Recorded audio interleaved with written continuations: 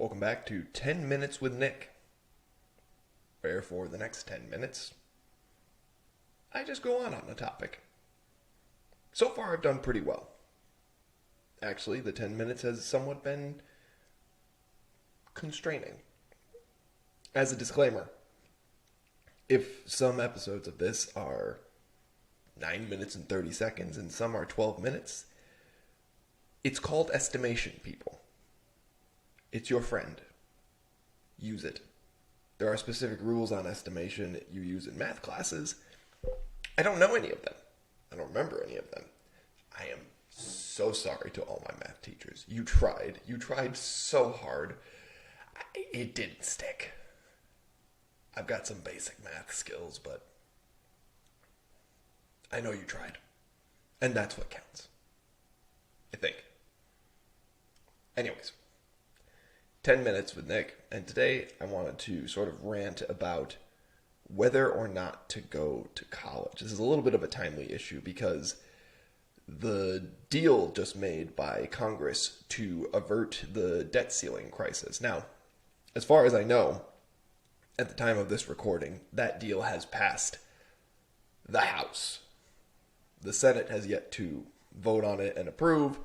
Now, the White House has negotiated it, so the assumption would be that if the Senate were to approve it, the president would sign off. The debt ceiling crisis is averted, and we go on to the next problem of the day.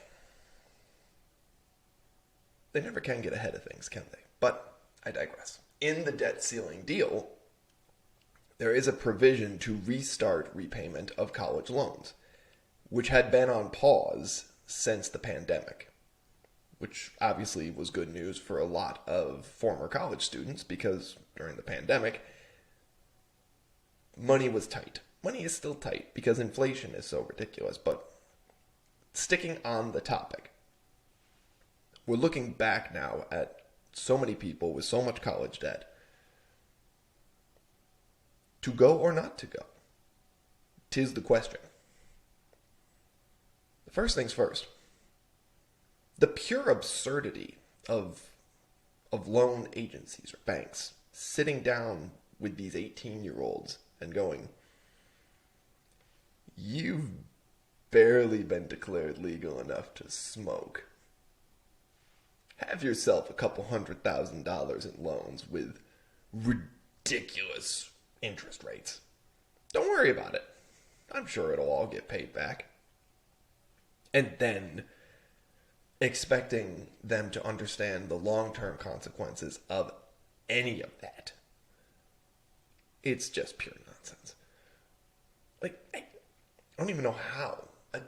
Most people barely understand their car loan. And a car loan is... So here's the deal. When you sit down, college applications, they look for financial aid.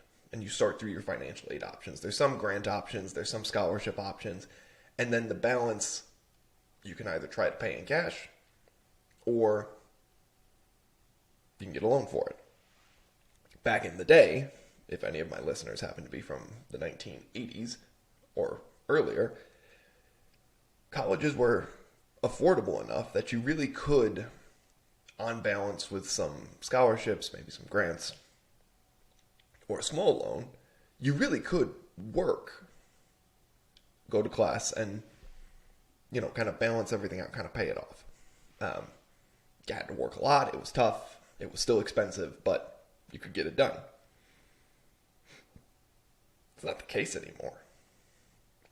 Colleges have continued to jack up their prices. Doesn't matter what the college is. They just have jacked up the price. And it's never clear why they've done it. But in turn, the rising cost of college has increased the amount of loans that you have to take on. And the amount of loans you have to take on is... Rewind. When you take on more loans, obviously you have to pay more back, but it also has a cascading effect because the interest rate on that loan, which continues to rise up and continues to add more money to what you're trying to pay back. So at some point, you hit it big and you try and get ahead of that interest, or you just kind of get stuck and you just kind of claw at it. Conceptually, it makes no sense to me that it should take you 30 years to pay off a college degree. Now, the idea behind the loans is that a loan company will say, well, a college degree is the number one indicator of future financial success. No, BS. BS. Just having a college degree is supposed to be a sign of education. I was dumb as hell when I got out of college. No offense to the University of Rochester. They did their best. They tried to educate me. I still played rugby. They tried. They did their darndest. Now, that being said, I still got good grades. Excuse me, that was a sip of water. Really hope you didn't hear that. That'd be gross. I still got good grades, and so I was able to go on to law school. So you have this question: is college worth it? Should I go to college or not? It's a tough question because, as I've discussed with the whole student loan issue, it's wildly expensive. But does that mean college is only for the elites? Well, at the moment, kind of. Because student loan debt is crippling. And because student loan debt is so crippling, it's a risk. I mean, it's a gamble.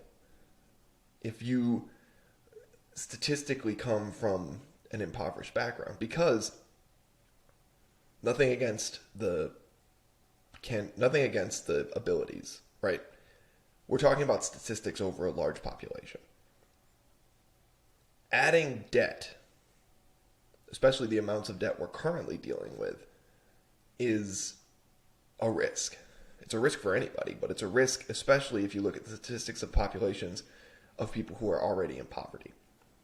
College degrees should be the number one way to get out of poverty, and yet the people who most need that education, that boost, we saddle with the highest amounts of debt to actually get it. And I don't know if that was true 20 years ago, 30 years ago, 40 years ago. I know it's true now. The college loans process is becoming completely predatory. So predatory that the government had to step in when times got tough and literally say, guys, you need to calm down. We're not doing this right now. This is a pause. We're not doing this. There's a reason loan forgiveness programs have become so popular, because it just erases a huge amount of debt. Now, you need college for some things, right? Like if you want to be a lawyer, you need college. You need that undergraduate degree. Why? Because it's the only way to get into law school, which is the only way in most states. There are some different exceptions, but in most states, that's the only way to get eligibility to sit for the bar exam. The bar exam ultimately being the thing that licenses you. So you go to 3 years of law school, and all it does is tell you that you're ready to sit for this test. And you're not. You're just not. Passing the bar is a demonstration that you've sat in a room for an ungodly number of hours, and you've studied, and you're ready to pass that test. The bar exam has no bearing on your abilities as a lawyer. But it's also more debt. If you want to be a doctor, you need to go to undergrad. Then you need to go to med school. And it's more and more debt.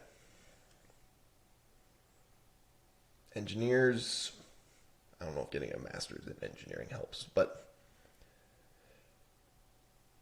if my future hypothetical children came up to me and said, I'm thinking about college, I would think that when I was in college, I would say, you need to go for it. Yeah, I'm really glad you're doing this. I think now, and you can feel free to disagree with me on this, I would say,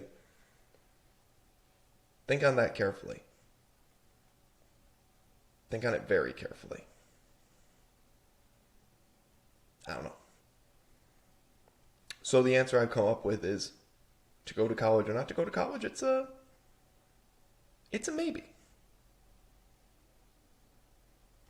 In another 5 years, based on the amount of student loan debt out there,